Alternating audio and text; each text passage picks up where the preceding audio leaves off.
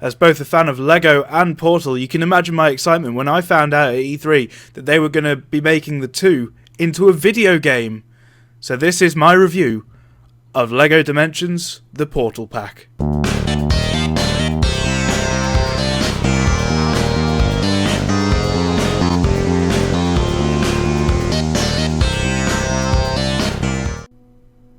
So at first I wasn't exactly happy about buying into LEGO's Toys to Life venture just to play this Portal pack, but I'm actually really happy now, because LEGO had already rejected making Portal LEGO, so this is their second chance. They've actually made it now, and this is legit LEGO. It's great. This is an actual mini set of LEGO, and the figures can come off their base and just act like normal minifigures.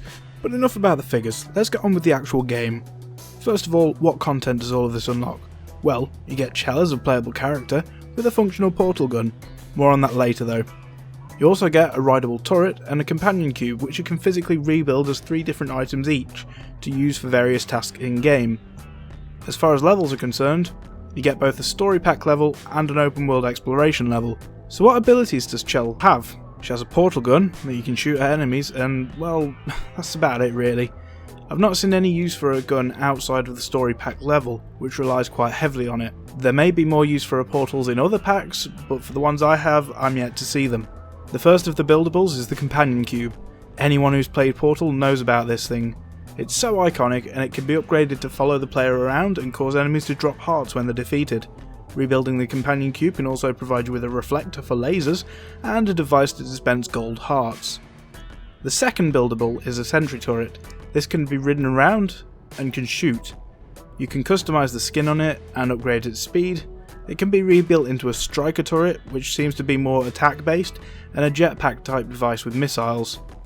I haven't had a chance to try these rebuilds yet, as I haven't unlocked them, so I can't comment on the usefulness that they provide. Onto the actual level. The first thing you're going to notice is how faithful Aperture looks in this compared to the other Portal games, followed by the fact that the original voice actors are returning to their roles to narrate the whole level. Well, look who's back. You must love science almost as much as me. Which is good news, because I've almost finished rebuilding the test chambers after Wheatley's incompetence. Hello?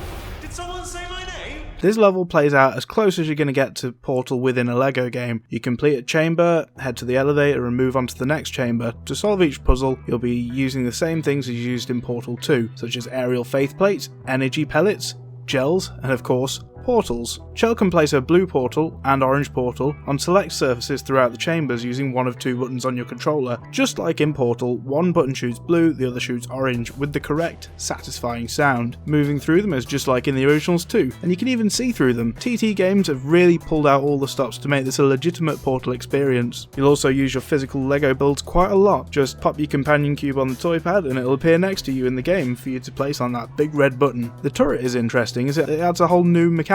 While the usual enemy turrets are still present, your friendly rideable turret can be parked next to these new switches that are triggered by being fired at. Simply pop your turret down next to it and it will continue to fire and keep that door open or that platform raised for you. The script for the level is amazing. While Valve has no involvement in it, the same humour that you've come to expect is certainly present.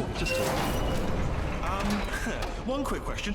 Are elevators meant to do that? It's just I've not had much experience with them on account of not having fingers for any button pressing, which seems quite fundamental if you want to move a lift.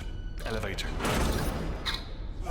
There are no huge twists to the story like in the actual Portal games, but there's a hell of a lot of references to them in the dialogue that fans will love. This particular story is set after the end of Portal 2, and it does contain a lot of spoilers if you haven't played it, but why you'd be playing this pack without being a fan of Portal anyway is beyond me. You'll be able to blast through this level in less than an hour.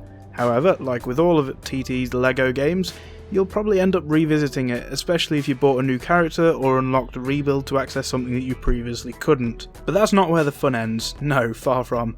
After completing the level, you're taken to a free-roaming Aperture world, full to the brim with quests from familiar characters. Tests to complete, rooms to rebuild, and just general exploring to be done. I've spent well over an hour wandering Aperture so far, and I still have loads of stuff to do. I keep finding new areas each time I go back too. So this adds a serious amount of value to the pack. One downside, however, is that a lot of the content is locked behind other characters. so you'll probably have to buy other characters to discover everything.